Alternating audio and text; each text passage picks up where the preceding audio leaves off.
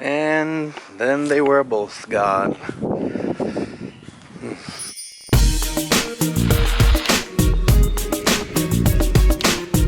Alright, so my older brother is going back to Cali. So him and his wife and his little cutie baby, they all left.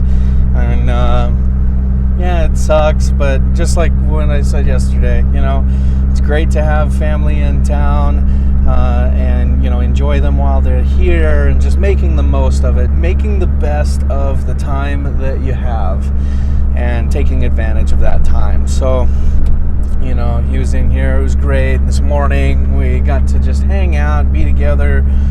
We went and checked out some toys and stuff like that, just looking around at different fun stuff that we both are interested in and enjoying each other's company. So now I am heading into work. I've only got to work for a couple of hours today, but yeah, going into work. Here's where we were checking toys out earlier. Don't those toys look so much fun? Toys. I don't really have anything else going on this afternoon. It's about 4 o'clock right now. And so I just wanted to talk to you guys a little bit about family and making the most of your time. I mentioned that yesterday, and I really try to live by that. So family is something that I try and hold really, really close to me, really close to my heart. I see a ton of value in my life from my family.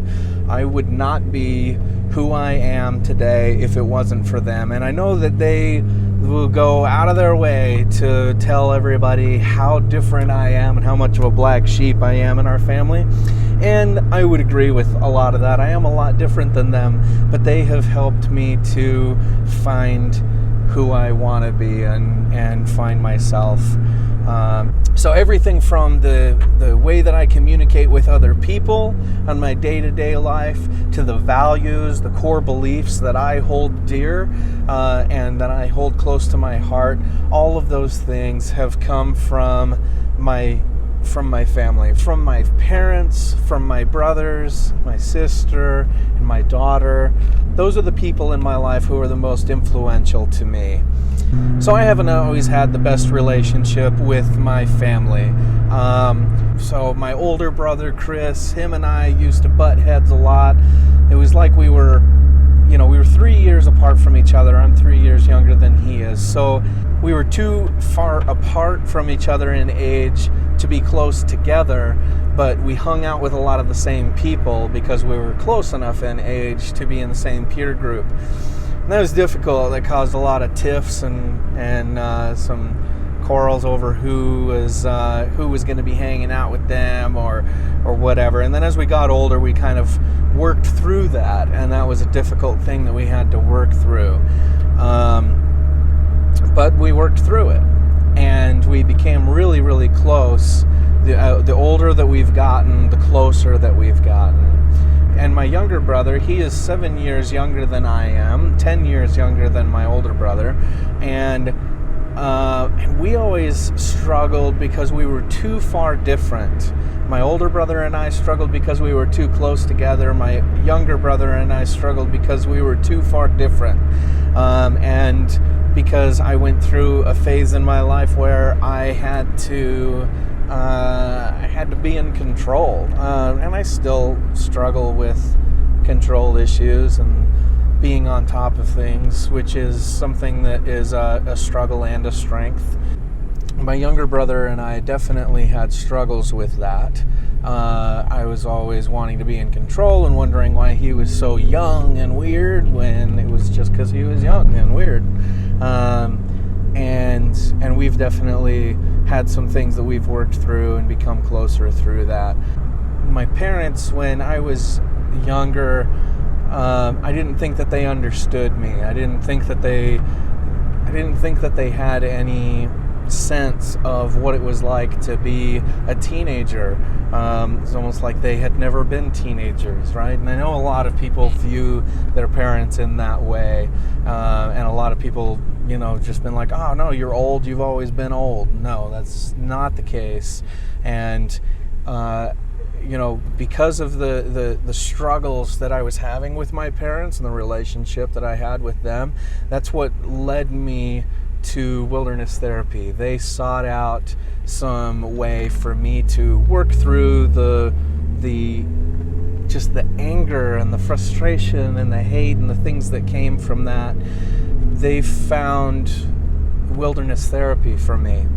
And through that process of going through a wilderness therapy program, really learning about myself and learning about my parents and learning about communication in general, that's how, it took a long time. It took a lot of effort, and we worked through it. We struggled through it, and now the relationship that I have with my parents is better than it's ever been. And as I keep learning and growing and they keep learning with me, that relationship continues to get stronger and stronger. Do we still have issues communicating some things? Yeah, we do. And do we miscommunicate or misunderstand each other? Absolutely. And that's okay. It gives you something to work on, something to work through. I've always been a firm believer of, working through things makes you better than you would ever be beforehand. And so working through these communication issues is not a problem. Working through these things is the solution, is what helps. So family and communication and being there for each other has always been something that's been one of my core values, core beliefs. And I'm still working on it every day. I'm still working on it with my siblings all the time. Still working on it with my parents all the time. But the fact that we are all there, and the fact that we can be together for weekends like this and just enjoy each other's company, it's amazing. It's so wonderful. I can't even tell you how great it is to have them around and to be desirous of being in each other's company. It means a ton to me. And working in wilderness therapy, I see a lot of broken families, just like mine was when I started my wilderness therapy journey. And it breaks my heart. It's so difficult to see families that are struggling and kids that are struggling and people, not able to communicate effectively, and then to see them come through this process and build the ability to communicate with their families and strengthen that within themselves it's amazing. I hope that you all have family that's there for you. I hope that you can communicate with your family and let them know the things that are going on for you and that they'll help you. I hope that no matter what, they are supportive of you and that you can be a support and an anchor to them. And if there's something going on in your relationship with your family, if they don't understand you, if they don't have a desire to be there for you, or vice versa, if you're having issues with being there for them, I challenge you to work through it. I'm a testament to this. I know that it's difficult. I know that it's really hard to work through these things. And at the same time, I know you can do it. So be there for each other, strengthen each other, build each other up, and make it work. It's a privilege to have family around. They aren't always going to be there. Something's going to happen that's going to take your family members away from you eventually. And I know that that's sad, but it's the reality. So fix things now, keep things good now. If there's an issue that comes up, take care of it right away so that all the time that you have, you can be there. Anyway, I know that's a long rant, but it's something that I definitely value, something that I hold dear. So I wanted to talk to you guys about it. Anyway, so I just got in here to the office, so I'm going to hop in here, see what they need, and make this happen. Well, glories of working in the desert on these dirt roads, kind of nasty roads. Glorious things. Flat tire. So, getting it fixed up now.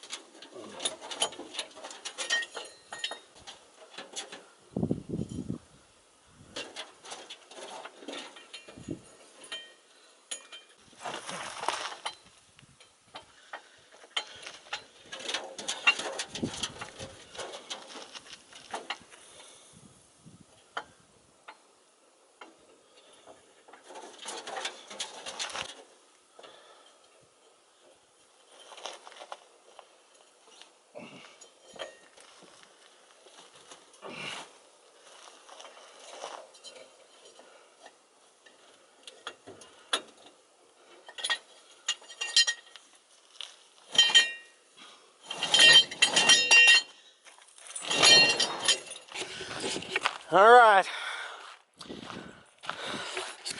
There she is. See if she'll make it.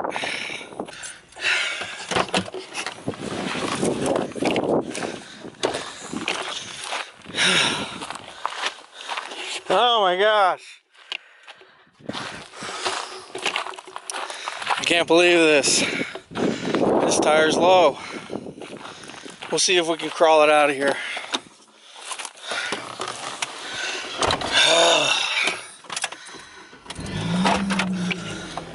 As of now, it's low. It's not flat, so we'll see if we can make it work. I don't know. Don't know if we'll make it or not, but we'll try. So honestly, this kind of stuff has been one of the biggest challenges that I've been faced with in the last little while, is just, you know, just like stuff going wrong and being open to it, you know, being like trying not to just get pissed off, trying to look at the problem from all the angles and solve it, you know. So that's what I got to do right now, is just look at this. Yeah, it's a problem. Yeah, it sucks, and being pissed off about this problem isn't going to help it become better. You know, the only thing that I can do is keep myself calm and keep myself composed, and solve this one thing at a time. For right now, I'm just gonna drive really slow, and get myself back into civilization. Sometimes you gotta limp your way in so that you can make it, you know?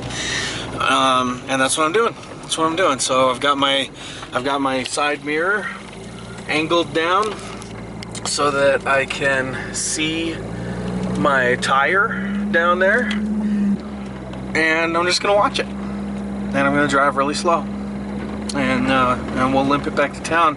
Once we get back to town, I can throw air in the tire and get me back into St. George. And then once we get back into St. George, I can fix the other tire. And once I fix the other tire, then I'll be good to go. So again, it's one thing after the next. You know, and it's really easy to get locked onto, oh no, I'm out in the middle of nowhere and one of my tires is flat and the spare tire is low, and you know, I might be stuck out here, stranded out here, or whatever. It's easy to get locked into that and you just kind of spiral down. But right now, I don't have any other options. I don't have another tire to put on here right now. So I make do the best I can with what I have. There was one time I hit a deer driving back into St. George from work. And when I hit that deer, my instant reaction would be to get angry and get frustrated, and that would have been my reaction a few years ago. But after I hit that deer, I just took a deep breath and I was like, okay, let's go look at it. And we got out and we looked at it. My headlights and turn signals and everything and the grill of the truck were all busted up, but only one body panel was messed up, and that's the driver's side front fender. And I bent it back into place a little bit, and then I took the grill and the headlight and picked it all up off the ground and put it in the bed of the truck, and I was like, okay, you know, this could have been a lot worse. The deer survived, as far as I know. I survived, my coworker survived. The truck had damage, but minimal damage. You know, it was $400 or $500 or something like that to repair everything except for the fender. So yeah, does it suck to go through a situation like that? Yeah, absolutely it does. And if you look at it from the grand scheme of things, like, I know people who have died hitting deer. I myself totaled a vehicle into a deer, and so it could have been a lot worse. This situation right now, I'm not gonna lie, it's a sucky situation. But we can make it work. We can survive it. We can push through this, come out the other side victorious. So that's what we gotta do. Take it one step at a time. So until this tire goes completely flat or another tire goes flat, I don't have any problems. Pretty low on pressure, but she's still making it. How are you doing, Jasmine? You okay? So yeah, tire pressure's still pretty low on that tire, but good news is tire pressure has not gone down since I swapped it out. So we just gotta keep cruising. We'll make it. All right, we hit pavement. Doing it to it. Starting to be a little bit of movement in the truck, so I'm slowing down even more. I'm down to about a mile until I'm in town. This tire is pretty old. Hey, look, deer. And turkeys. So this tire that I have as my spare is a pretty old tire. And so the tire has some cracking in the sidewall, just from being an older tire. You know, driving it on this when it's this low on air is exacerbating that problem. And I'm about to lose it. Just lost it. Yeah, just lost the tire. Okay.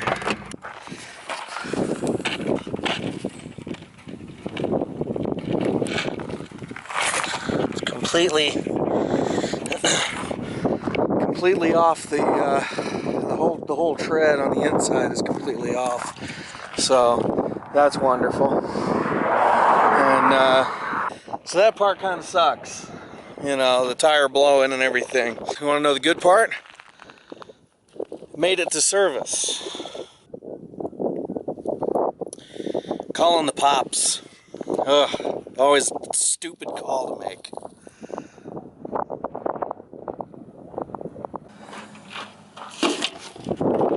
Check that out. Some outgoing field staff just stopped by here. I'll catch a ride with them. All right, guys. So I am heading home now. And I have had a day, and I kind of just want to download it to you guys and just chat a little bit about it. So yeah, I got called into work, got a flat tire, replaced that with my spare. Spare tire was low on air. It happens when the tire is up underneath the truck and kind of bouncing all over the place. So it was low on air. So I was able to just crawl really slow, cruising at less than 15 miles an hour the whole way. Able to get into cell service, which was good. And you know, and then that tire shredded up. I was about a half a mile away from the town that I was trying to get to fill that tire up with air. And that spare was an old tire. It was really, you know, it was an older tire, so it makes sense that it decided to just shred up. And so called for a ride, and was about to get a ride out of there when some coworkers of mine leaving the field after their week in the field were just happened to drive by. And they saw me there on the side of the road. They stopped, and they were able to give Jasmine and I a ride back into town. So we just took one of those tires that was flat, and then I'll drop it off tomorrow morning to get repaired, so that while I'm in Vegas, it'll be getting repaired. I can come back, pick it up, take it out with the new student that we're bringing in tomorrow, and then swap that tire onto my truck tomorrow, bring it back into town, drop off the spare to get a new one, and all of that jazz. And I just wanted to talk to you a little bit about it because it was interesting the way that it played out. I kept talking about positivity and just solving one problem at a time. Okay, so first problem is that I got a flat tire. Second problem is my spare was low on air. Just cruise slow and try and limp it back into town, because that's all you can do, or you can, it was either that or get a tow truck all the way out there, and that was going to cost a lot more than the tire would cost to get a new one. So I was able to get back into town, or close enough into town, and got into cell service. Was able to, from there I'd be able to get a ride. It would be kind of difficult to get a ride from the area that I was out in the desert. Some pretty rough roads out there. So was able to get call for a ride, and then it just so happened that I was able to get a ride out of there. And so one problem at a time, and then and sure, it's frustrating to have these issues. It's frustrating to have a flat tire, and then it's frustrating to have your spare be flat or low on air and then blow up. But ultimately, it all works out. No matter what. Once I got that flat tire, no matter what, I was going to be paying to get tire repaired.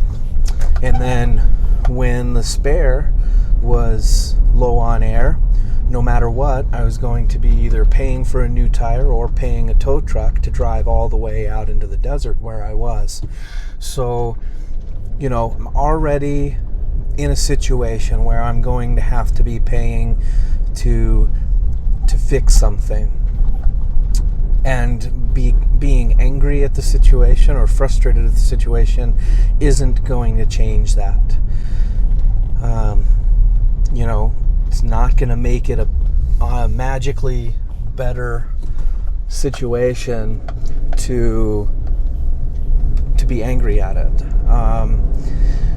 So you stay calm and you just work it. You do whatever it is that you have to do.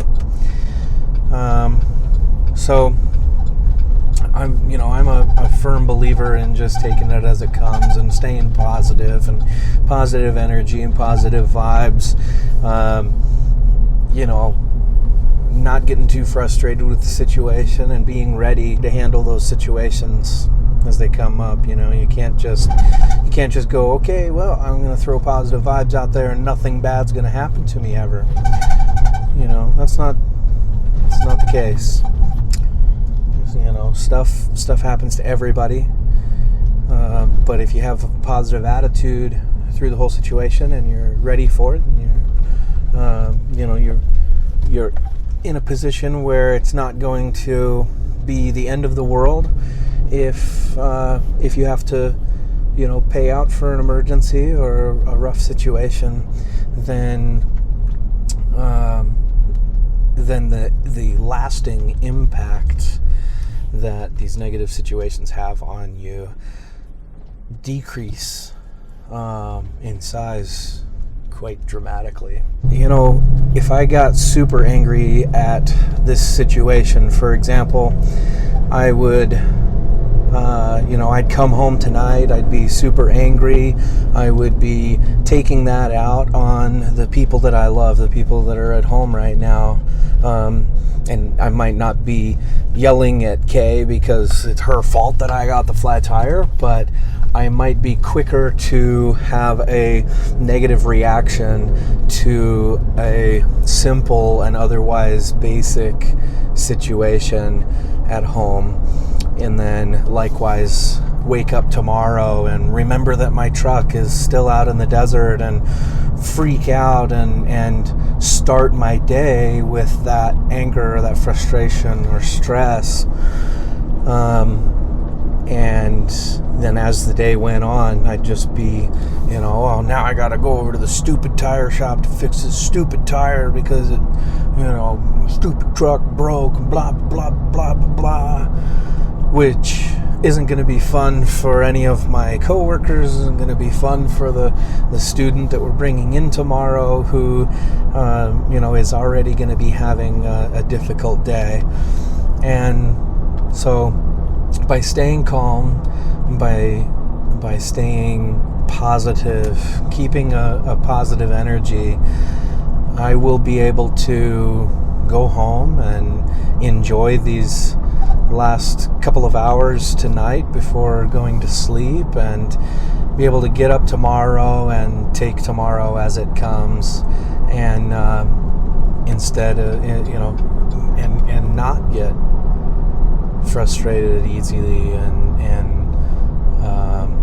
not get pushed into a negative headspace. And I guess that's what I wanted to kind of chat with you about after the events of the last couple of hours, is that it's not easy to stay positive and keep a positive headspace when these negative things are happening and going on for you. But it does have a major effect on the way that you are able to respond to the next situation, and it rubs off on the people that are around you.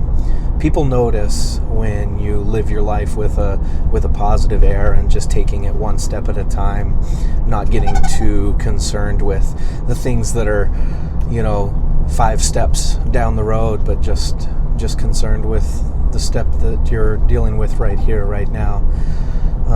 People notice, they can recognize that that you're responding to those situations, and it helps other people to stay positive also. A lot of times when you go through stuff and if you handle it well, other people will say, wow, I would be totally freaking out right now, or I would be in this, mode of super angry yelling, and it's okay for you to just punch something or whatever. And they remember the positive way that you handle things, and just taking it as it comes and keeping a positive headspace. They remember that. Even if that's the only thing that they remember about you from that day, it leaves a positive energy with them. And the next time that they go through a difficult situation, they might remember that. They might look back on the situation when they met you, or they were with you and you were going through a hard time, and you were able to just take it as it comes. So do it for yourself, for sure. Do it for yourself. It's a lot easier to not carry the burden and the weight of being pissed off all the time. But also do it for the other people around you, for your loved ones at home that don't deserve to be lashed out at because of your hard situations, and also the people that you come across while going through those hard situations, because they remember. And it gives them the strength and the energy and the positivity to handle their negative situations better in the future. So sorry, that's the second long rant that I had for you from today, but those are the things that I think about. Those are the things that come up for me when when I'm going through these things. So I'm just trying to talk about things as they come up. Let me know, in the comments, if this kind of stuff, just real talk, is helpful for you at all. And while we're on the subject of commenting, I hardly ever see anybody throw out thumbs up or shares, even though we get views on these videos. Not very many people are sharing them and liking them and stuff like that. So if you're at this point in the video, please throw me a thumbs up, and hit that subscribe button too. That way you can hang out with us in the future. Look what I have. I have flowers. You have flowers? Yeah, we went to a walk to the mailboxes. All right. Come in here. Did you get worried about me? I was so sad. Yeah? Were you scared? I was scared of you stuck. Yeah. That's not a good idea. It's not a good idea to be stuck. Nope. Yeah. So she was kind of freaking out, so I called her, and it was super cute conversation. I have a clip of that, and I'll let you listen in on it right now.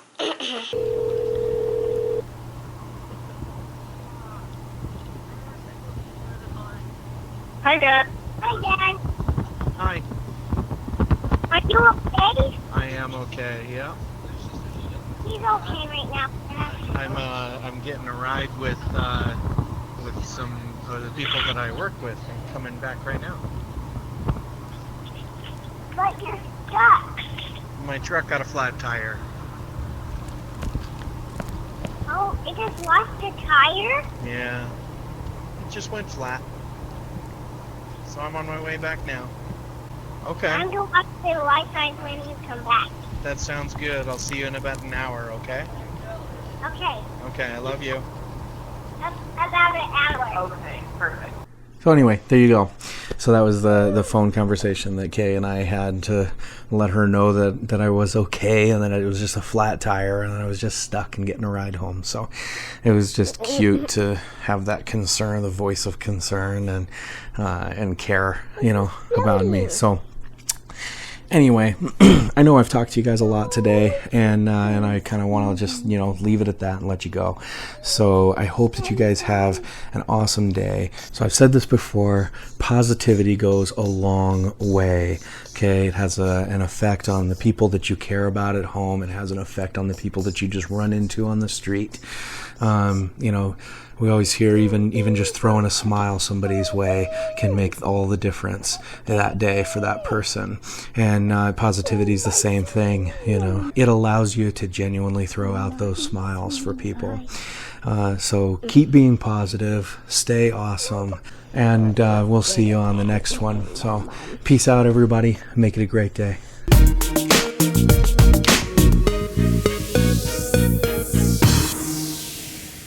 I missed you. I missed you too, but I was so worried. Yeah, I know. I love you. I love you too. Well, You're a cutie. I know.